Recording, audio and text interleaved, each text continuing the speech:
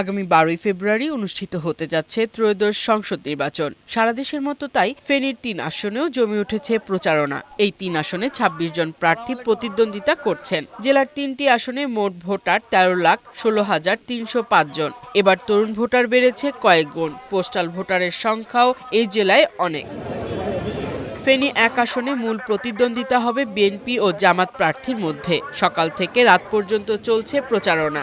মানুষের যে মৌলিক যে চাহিদাগুলা সেটা পূরণ করার চেষ্টা করব। জনপ্রত্যাশা অনুযায়ী আমরা নিরাপত্তার ব্যবস্থা করব। ফেনী ২ আসনের ১০ দলীয় জোটের প্রার্থী মুজিবুর রহমান মঞ্জু ও বিএনপি প্রার্থী জয়নাল আবিদিন জোর প্রচারণা চালাচ্ছেন।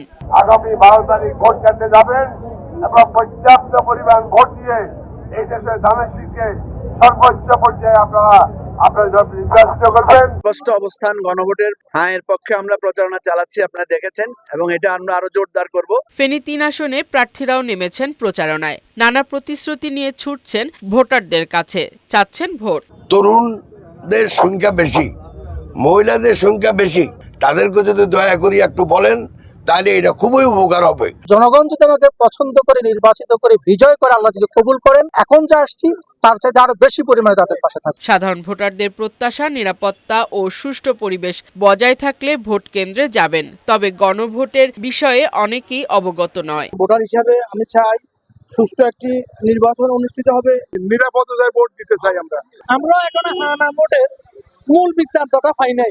এদিকে ঝুঁকিপূর্ণ কেন্দ্রগুলোতে বাড়তি নিরাপত্তা ব্যবস্থা সহ ভোটের পরিবেশ নিরাপদ করতে প্রয়োজনীয় সব ব্যবস্থা নেওয়া হয়েছে বলে জানালেন জেলা পুলিশ সুপার। কেন্দ্রের আশেপাশের অন্যান্য ভালনারেবিলিটি চিন্তা করে আমরা তাদেরকে অতি গুরুত্বপূর্ণ সাধারণ এভাবে ক্যাটাগরাইজ করে সেভাবে আমরা নিরাপত্তা পরিকল্পনা সাজাচ্ছি। ফারহানা শিমু, বৈশাখী সংবাদ।